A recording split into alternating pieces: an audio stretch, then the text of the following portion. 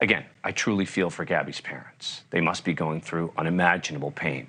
But I also don't think the conduct of the officers was so egregious. Yes, they should have recognized the signs better, no doubt about it.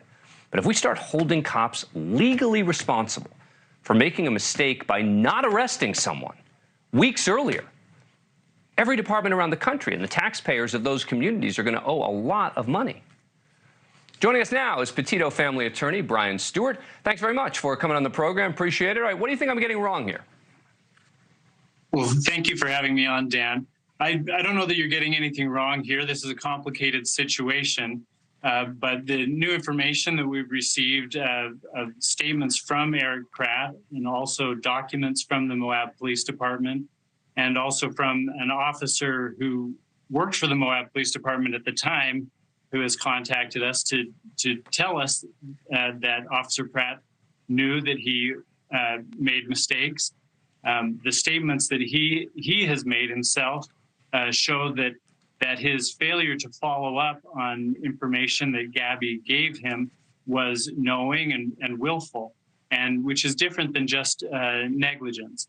He says that he knew that Brian was an emotional and mental threat. He knew that Brian was not being honest with the officers, and that he showed serious red flags that made him a danger to Gabby.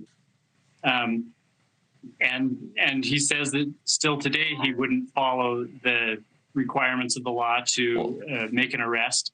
Well, but let me ask you about that. Get kicked out of the police department. How do you make an arrest when someone's a mental or emotional threat?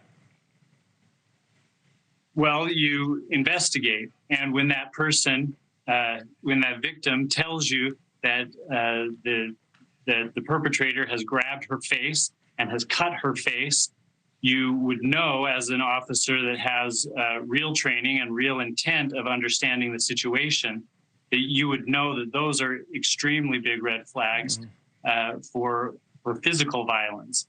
The experts who have looked at the picture that Gabby took of herself believe that it shows blood smeared across her eye and face, which indicates that Brian had grabbed her across her whole face, potentially multiple times. That indicates an attempt to suffocate or strangle Gabby. And the literature shows that can create a 750 times greater chance of domestic violence in that situation turning lethal. But he did nothing to investigate that when Gabby tried to show him those problems. But if we start applying a standard that is police didn't do enough to follow up, and then someone goes and does something terrible, we're going to have lawsuits across the country where police departments are going to constantly be held responsible for arrests they didn't make. I mean, it just seems like we're now putting police in a bind where either they do too much or they do too little, and no matter what they do, they're going to get sued. You get the final word on that. Well, the Petito family is absolutely committed to effecting change that saves lives, and they've done that legislatively in the Utah legislature and nationally.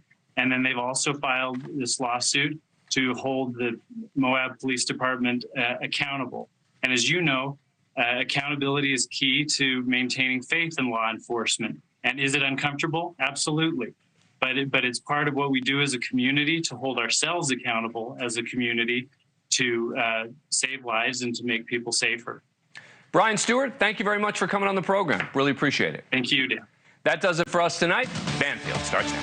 Thank you for watching. Go to newsnationnow.com to find NewsNation on your cable provider.